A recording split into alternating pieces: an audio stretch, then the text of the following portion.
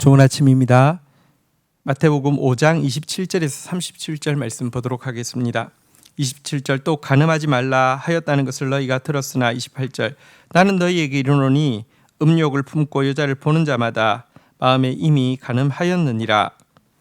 자, 예수님께서 율법을 완성하기 위해서 오셨다라고 이야기하시고는 이제 율법의 그 중요한 구절들에 대해서 그것을 제정하신 속뜻을 알려주고 있는 내용인데요. 오늘은 간음에 대해서 이야기하고 있습니다. 율법은 간음을 엄히 금하고 있습니다. 간음이란 결혼이라는 틀을 넘어서 성적인 관계를 가지는 것을 이야기합니다. 그런데 예수님은 이 간음에 대해서 여인을 보고 음욕을 품는 자마다 이미 마음에 간음하였다라고 하면서 성적인 관계를 갖지 않았다 할지라도 음욕을 품는 것 자체가 간음이다라고 해석을 하고 있습니다. 율법에서 간음하지 말라고 하신 의도는 육체적인 순결을 지키라는 것뿐 아니라 마음의 순결까지 요구하고 있는 것입니다. 우리는 그리스도의 신부입니다. 그래서 우리의 마음을 정결하게 지켜야 한다라고 성경은 강조하고 있습니다. 자, 그러면서 29절 한번 보도록 하겠습니다. 만일 내 오른 눈이 너를 실족하게 하거든 빼어내 버리라. 백체 중에 하나가 없어지고 온 몸이 지옥에 던져지지 않는 것이 유익하며 30절 또 만일 내 오른손이 너를 실족하게 하거든 찍어내 버리라. 내 백체 중에 하나가 없어지고 온 몸이 지옥에 던지지 않는 것이 유익하니라. 자, 그러면서 이 성적인 유혹에 빠지는 것은 온 몸을 지옥불에 던져 넣는 것만큼이나 위험하다고 거듭해서 경고하고 있습니다.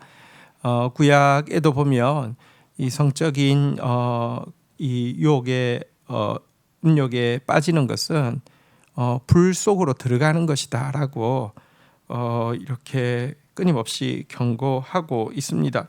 성적인 유혹이 많은 시대를 살아가고 있습니다. 우리가 육신적으로 또 영적으로 성결하기 위해서 정말 몸부림치는 거 너무 중요합니다.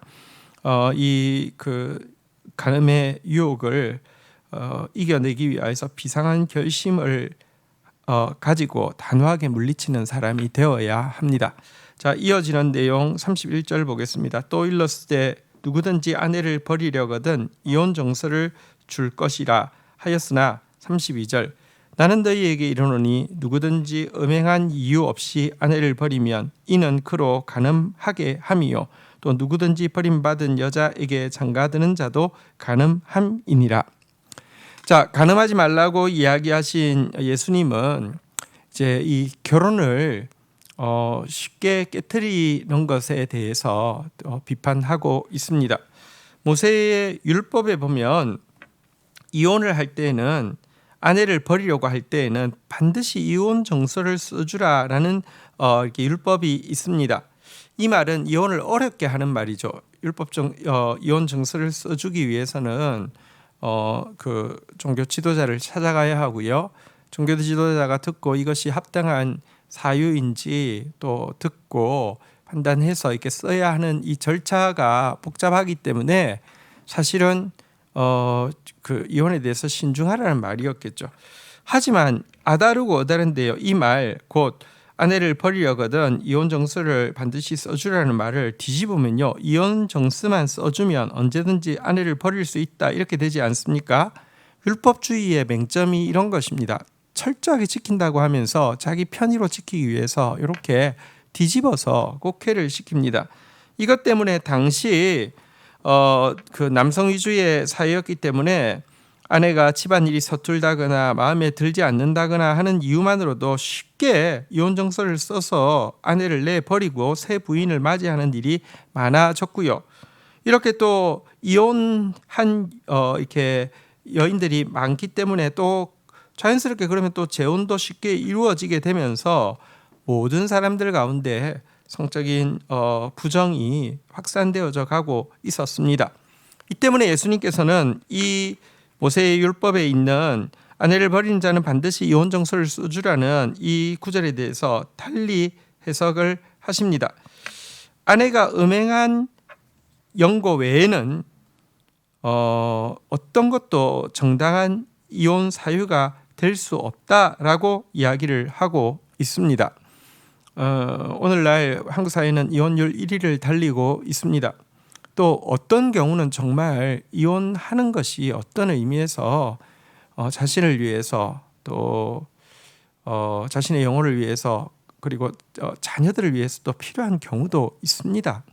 100% 이혼은 안 된다 이렇지 않습니다. 예수님도 음행 불륜의 문제가 이것이 해결할 수 없는 문제라고 하면 이혼할 수 있다라고 이야기하셨지 않습니까? 하지만 그렇지 않은 많은 경우에 너무 쉽게 이혼이 이루어지는 것은 주님의 율법을 어기는 것이고요. 주님께서 율법을 제정하신 의도를 어기는 것입니다. 우리가 가정을 소중히 지키는 것은 자신을 위해서도 필요하지만 우리의 다음 세대가 믿음 안에서 세워지게 하는데 굉장히 중요한 일임을 꼭 기억해야 될 것입니다. 33절입니다. 또 옛사람에게 말한 바 헛맹세를 하지 말고 내 맹세한 것을 주께 지키라 하였다는 것을 너희는 들었으나 34절 나는 너희에게 이르노니 도무지 맹세하지 말지니 하늘로도 하지 말라 이는 하나님의 보좌임이요 35절 땅으로도 하지 말라 이는 하나님의 발등삼이요 예루살렘으로 하지 말라 이는 큰 임금의 성임이요 36절 내 머리로도 하지 말라 이는 내가 한 터럭도 희고 끊게 할 수 없음이니라 37절 오직 너희 말은 옳다 옳다 아니라 아니라 하라 이에서 지나는 것은 악으로부터 나느니라. 예수님께서는 이제 맹세에 대한 율법을 재해석하시고 원래의 의도를 참뜻을 알려주고 계십니다. 율법에서는 헛맹세하지 말라 이렇게 이야기하고 있고요. 그런데 예수님은 맹세 자체를 금하고 있습니다. 이 이유는 당시 유대인들과 어떻게 맹세하고 있었는지를 설명하고 있는 이제 34절 이하의 내용이 잘 보여주고 있습니다. 유대인들은 하나님 앞에 맹세하면은 구속력이 있지만 하나님 외에 다른 것으로 맹세한 것은 구속력이 없다라고 생각을 해서요.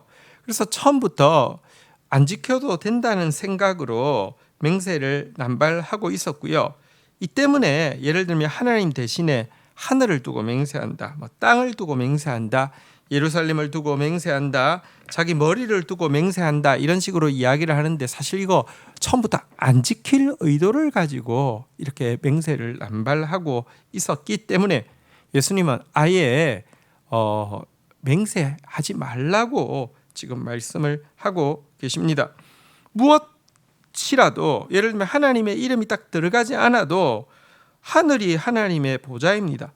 땅은 그분의 발등상입니다. 예루살렘은 하나님의 성입니다. 자기 머리, 내 생명을 주신 분도 하나님이실 뿐 아니라 사실 나는 내 머리털 하나도 희게 하고 끊게 할 수도 없습니다. 이런 자가 여러분 함부로 맹세하는 거 이것은 정말 거짓말을 아예 그냥 스스로가 초청하는 것에 지나지 않겠죠. 그래서 예수님은 맹세 대신에 맞는 것에 대해서는 예하고 아닌 것에 대해서는 아니요라고 하지 아닌데 막 말을 길게 해서 마치 맞는 것처럼 맞는데 또 말을 막 길게 해서 틀릴 수도 있는 것처럼 이런 식으로 이야기하면서 빠져나가고 정직하지 못한 것에 대해서 지적을 하고 있습니다. 모든 언어적인 표현은 사실 하나님과 직접 연관되어져 있습니다. 신자가 하는 말, 신자가 내뱉는 말 모든 말은 하나님 앞에 맹세하는 것처럼 정직한 것이 되어야 합니다. 이것이 신자의 트레이드 마크입니다. 오늘날 신자에 대해서 누구도 저 사람 신자가 이야기했으니 믿어도 돼 이렇게 이야기하지 않는다는 것은 정말 비극적인 일입니다. 기독교인의 트레이드 마크는 정직입니다. 하나님 앞에서 말하는 것처럼 사람 앞에서 말하는 사람이 그리스도인입니다. 이 사실을 기억해야 할 것입니다. 주신 말씀 붙잡고 기도하며 나가도록 하겠습니다. 하나님, 성적인 유혹이 많은 시대를 살아가고 있습니다. 또 성적인 유혹에 빠지게 될 때 육신뿐 아니라 영혼도 하나님 앞에서 부정해지고 또 더럽혀진다는 것을 저희들이 잘 알고 있습니다. 하나님 아버지, 이 성적인 범죄에 빠지지 않도록 정말 몸부림치고 싸우는 자 되어질 수 있도록 은혜를 베풀어 주옵소서. 하나님 또한 우리의 가정을 하나님 정말 견고하게 지켜 나아가며 또 아름다운 가정으로 정말 주님이 통치하시는 가정으로 만들어 나가는 우리 성도들 되어질 수 있도록 은총을 베풀어 주시기를 간절히 간구하고 소원합니다. 우리의 언어 생활을 축복하여 주셔서 우리 입으로 내뱉는 말이 누구를 향한 말이든지 하나님 앞에 하는 말처럼 정직한 말 되어질 수 있도록 도와주셔서 우리의 말로 사람들을 하나님께로 이끌며 우리의 말이 빛이 되고 우리의 말이 소금이 되어질 수 있도록 축복하여 주옵소서. 예수님의 이름으로 기도 올립니다. 아멘.